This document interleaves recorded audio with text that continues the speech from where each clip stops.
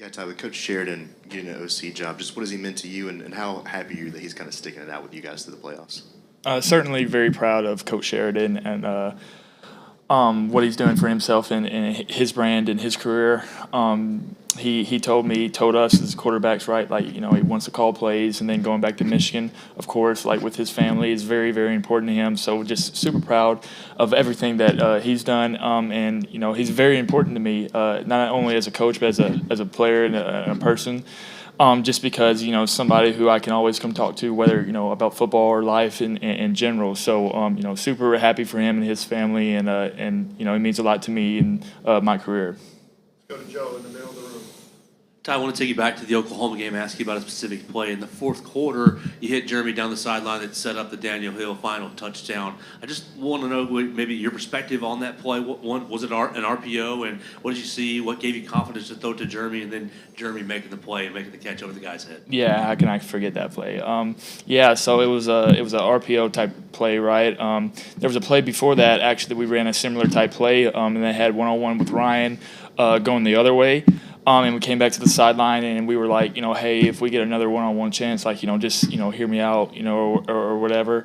And so sure enough, right, like same type, similar play, bring a motion in, and had one-on-one, knew the corner was who the corner was. And, I wanted to give German a chance and knew the down and distance and where we were on the field. So I was like, hey, man, let's go get it, right? And German, an outstanding play. Nothing that I didn't expect him to do. Probably should have thrown him a better ball. But big-time players make big-time plays in big-time games. Go to Nick on the far right. Coach Grove mentioned that he saw you have the kind of let it rip mentality, and that led to a lot of success in the Oklahoma game. How do you continue that and make sure that you bring that to the Rose Bowl? I think it starts with just kind of the not caring mentality. I talked about after the game about how everybody just kind of wrote us off, me included, and it made me feel some type of way. And so thank you guys, thank the media. It's kind of the same mentality going in, right? Like nobody expected us to make it to the Rose Bowl. Nobody expected us to make it to the playoffs. So it's kind of the same thing, right? Like just forget the world. It's all about Alabama, and so that's the mindset going in, and it's going to be the mindset forevermore. Go to Will on the far left side. Obviously, a lot of storylines going into this game, but you're one of the guys that's been there before. What do you remember about the last trip to the Rose Bowl, and how have you come along this season to help you be ready for this one? Yeah, first off, right, like growing up, playing in the Rose Bowl is a dream come true. It's such an honor because of the big time game and the implications. But I was talking to Terrion and Patrick Surtain on their podcast about this game, and just remembering one, how it started. Right, like I think Caleb got a pick, or something like that, something to where like the momentum had shifted. And there were just key plays in the game to where we could have put the game away, but we didn't. And I remember, that last play and we getting stopped, and how, Michigan rushed the field or whatever, and how we felt in the locker room, and just telling myself, like, hey, if we ever got, this place again, to making sure that I do everything I can to make sure we don't feel that way.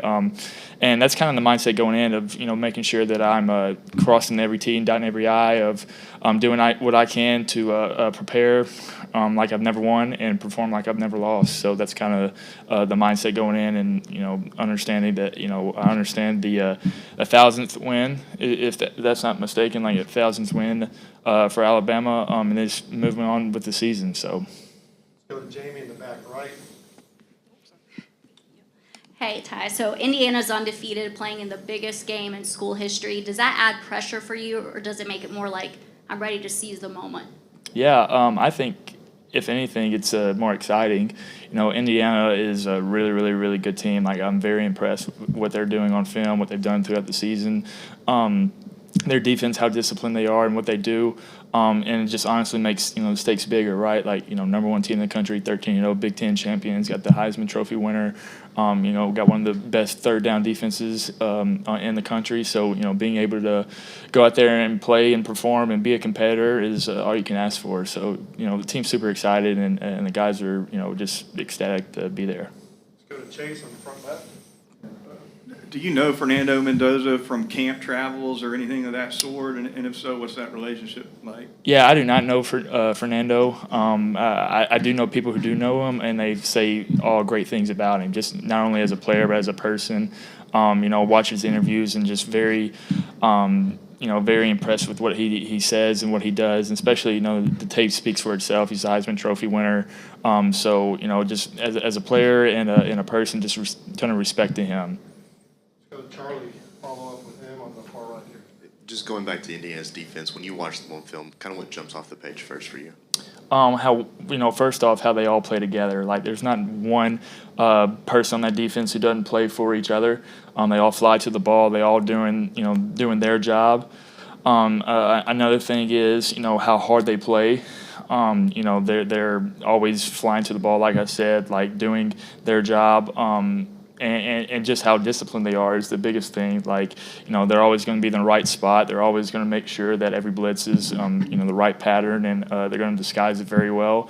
And that's what, got them to this point. They do a really, really good job on third down of just distracting your eyes. And then on first and second down, they're going to make sure that they rally and tackle. We got to understand that we got to do our job. Make sure we stay on track, and that's the biggest thing on the first and second down.